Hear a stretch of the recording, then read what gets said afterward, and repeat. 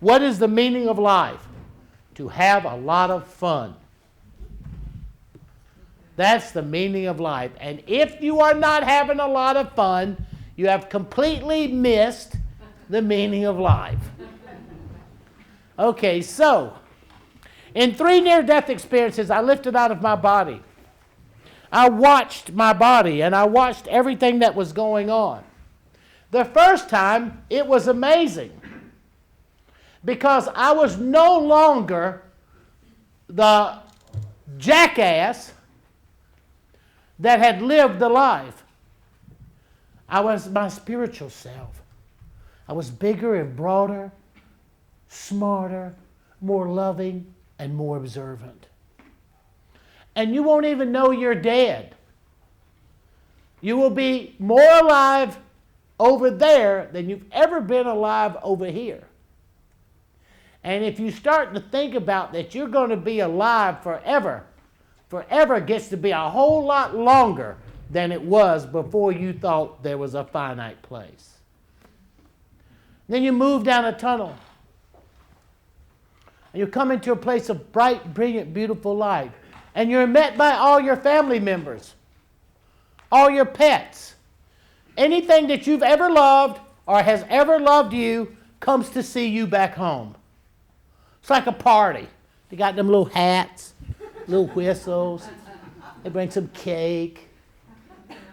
All your pets. All I hope is I don't die on the same day as a dairy farmer in Sweden dies, because all those cows will be up there. And I'll have to dodge all those mooing cows so I can get to see my relatives. And then you meet this being, this elaborate, magnificent being. They call it God, Buddha, Muhammad, Allah, Krishna, Jesus, all these names.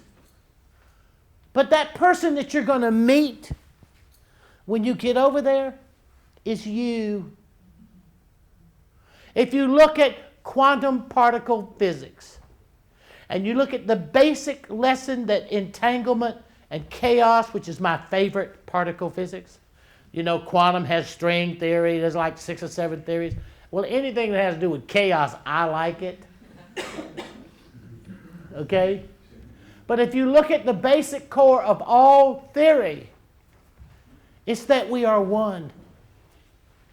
And the universe is supported and suspended in this dark matter. Isn't it great that science has given God a name? Dark matter?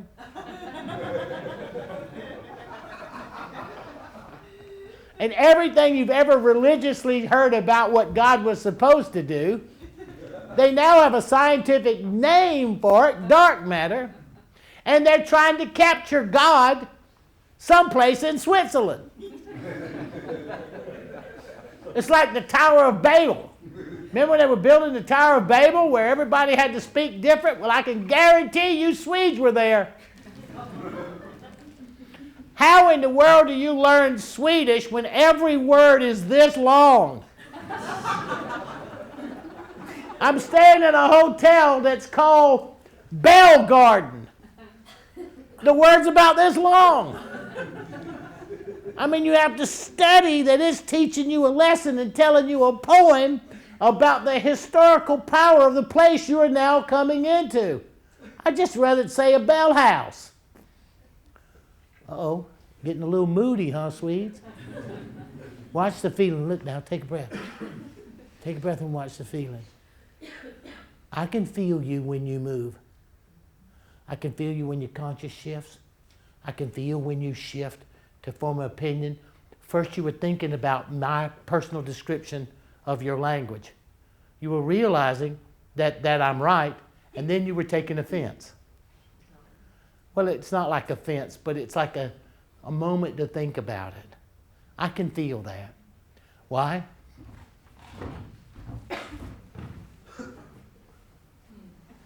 That's why.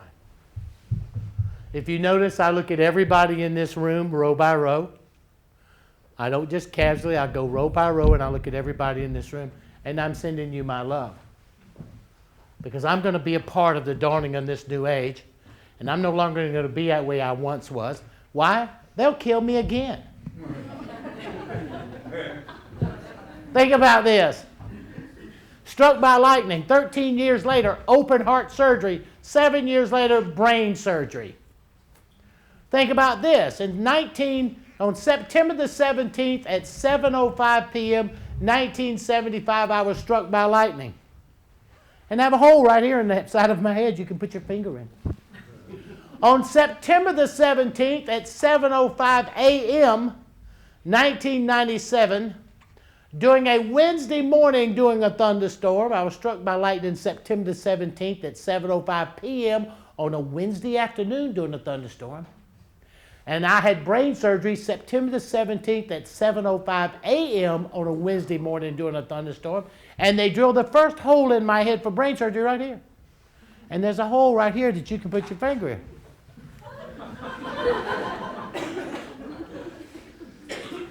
Hi, Dan.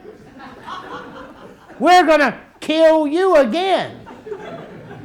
And we're going to show you what a coincidence looks like. Because I always said, I believe in coincidences. I've just never seen one. So they drink 3 angel cloud shakes and say, well, hell, let's kill him.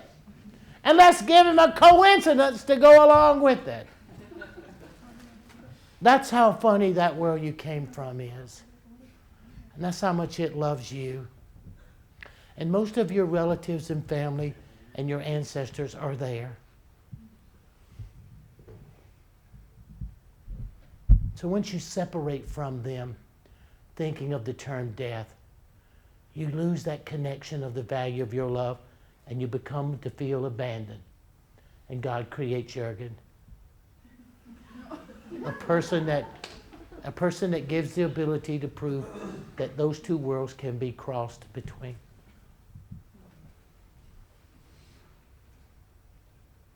So what happens once you meet yourself again? You have never left heaven.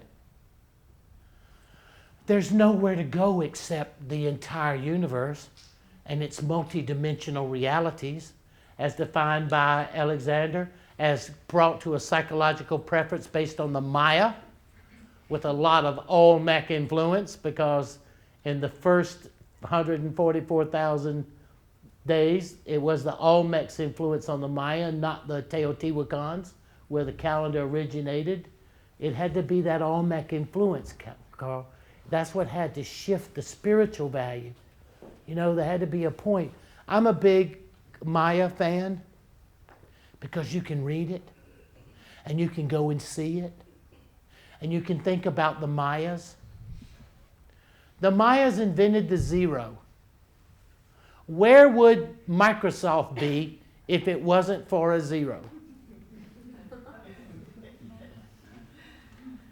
And the Mayas needed a zero to figure out when Venus was going to be the closest to the Earth, because they all think they came from Venus. Think about this. We smart white people, if you want to mess something up, bring some white people there. If you really want to see it get really screwed up, bring some white people there and let them stay a couple of years. So when you think about it, think of this. When the Maya, we brilliant white people, we discovered Neptune in 1844. The Mayans found it probably 2200 BC, Carl. Pretty close? Yeah, right in there. We discovered Pluto in 1932. Well, they found it 2200 BC. Those dumb little Indians in Mesoamerica. We didn't discover Kara to 2002. Well, they knew about it in 2200 BC. We didn't discover Xena until 2004. They have it on their reliefs. See, when you want to get real, everybody, there's nothing really new. It's just our perspective on ourselves as we exist in it. You've never left heaven. You've never. We created a reality that had a positive and a negative so that the divine could move through us and through the plants and the animals and the mineral kingdom to create divinity, a divine place, a country, an earth. It's beautiful. And we always try to figure out why the UFOs and the extraterrestrials, which everybody knows exist now. The Catholic Church says it every day. They have their number one exorcist out telling everybody that if you see a UFO and you believe in it, it's not the work of the devil, which is what they said before 2004. Now they're on television. You can go to YouTube and watch the chief astrophysicist and the chief, I'll go quick, and the chief exorcist telling you they not only believe there's extraterrestrial, they have seen them. You can watch it on YouTube and see it. Now, here is the value. Once you cross to that other dimension, what is the meaning of life? You will see your entire life pass before you in a 360-degree panorama. You have missed nothing. You know how many hairs was in the nose of the doctor who pulled you from your mother. You know everything that was in the room, and you heard and recorded every single word that went on around you. Everything. You know how many leaves was on the trees when you left there. And you see that as a panorama. And you see it per breath. The reality of you breathing in and the reality of you breathing out are two completely different levels of perspective. Over there, each breath is a lifetime.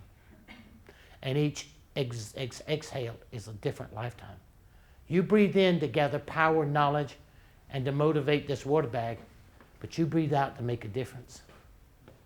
And then you watch yourself from a second-person point of view as though you were your very best friend. And you look at what you do. And you look at it as a great, powerful, and mighty spiritual being with dignity. And you face yourself. Some of the stuff that you have done is the dumbest crap you could possibly imagine. But the little things of saying hello, and when you look to the left and send love, and when you look to the right and send love, those are big events. And then you literally become every person that you have ever encountered. And you feel the direct results of your interaction between you and that person. So today, when you have a life review, what you will feel is the love you gave and the love you received today. And the ability to appreciate it from listening to Alexander and listening to Carl and listening to Jörgen and myself. And when you become everybody, you realize that no one ever gets away with anything, so you can forgive. No one gets away. They're all going to feel everything that you put them through, and you're going to feel everything that they put you through. And I found forgiveness. And then comes judgment. Well, everybody says there's the great book of judgment and the hall of records. Well, I believe there's a hall of records. Some say it's St. Peter's going to say whether you can go to heaven or not. Or some say God's going to look at the book and say, okay, you can go and you can't, blah, blah, blah, blah. You're going to judge you. Who knows more about you than you? Nobody. Then how are you going to judge you? If whatever you hold to be divine cannot come today, or if God could not come today, and it sent you, or the divine sent you, then the life you just looked at, what difference did the divine make? Nothing to do with you. You are no longer important. It's your service and your identity and your power to love and be compassionate and to be empathetic. So for me, based on that, I became a hospice volunteer. I have sat at the bedside of people going from this world to the next for 35 years. I have been with 2,005 people going from this world to the next world. And I've been with 422 people when they took their last breath. Because what I'm trying to teach you, I live it. If God couldn't come today and God sent me, in the life I just reviewed, God sits beside those people and gives them strength and courage, helps them face themselves, and helps them appreciate their value in this life. And I built the Twilight Brigade. It is the largest end-of-life care volunteer program for dying American veterans in the history of the United States of America. My people and the people that I have trained have been with more veterans passing than any other organization in history. We have been with 19,000 people going from this world to the next, my 6,000 volunteers, and we have more than 650,000 hours at the bedside. So I not only write books about what I saw, I live it. And if I am any marker of who we are, then today so must be you. So if the divine could not come today and the divine sent you, and it wanted you to stop for a minute and wanted to realize these facts, and that Jörgen and that Anders and all of the people who put this together needed you to be able to look at the changes upon you. If we are great, powerful, and mighty spiritual beings with dignity, direction, and purpose, what has gone wrong? Something has affected our dignity. Something has made you think that you were less than a great, powerful, and mighty spiritual being. And whatever that is, it has to stop today. I want to sincerely thank you for being here today. I want to sincerely look forward to seeing you next year. Or if we have this program, I want to sincerely look forward to seeing you next year. I hope that everybody signed our list to give us access to you, because every so often I come up with something really smart and I will send it to you, just like the rest of us. But if we're in union and unity, and we're a family, and we're connected this day on this event, in this place, then let that be real and true for each of us. And let this, because Jörgen's here, that all your family members, wherever they are, either here or in the other dimension, feel your love so that you can feel theirs. I love you. I appreciate you. I admire you, because I love and appreciate and admire myself. Do what you know to do is right. Study and expand and find a form of service. Make sure that in your life you do something that makes this world a better place, and consciously think about it every day. So when you wake up in the morning, for me, a veteran won't die alone. And at the same time, I have to make a living and take care of myself and deal with all the frets and the weirdness that comes with being in the physical human life. But I also have that I'm making a difference in those who are afraid of something that I have absolutely no fear of: death. What's the number one cause of death in America and most countries? Birth. The number one cause of death is birth. So how many in this room were not born? Okay, guess what? And if you're breathing, you're leaving. So if you take a breath the whole time you're in this room, you will be leaving it. But if you take what you've learned in each of these perspectives and you realize it's about your love and it's about your hope and your intention that the world be better, it shall come that. I love you and I appreciate you and I thank you. I hope to email you when we get the list, but I hope to see you next year. And I hope that you know you are the divine difference. Be that. Thank you.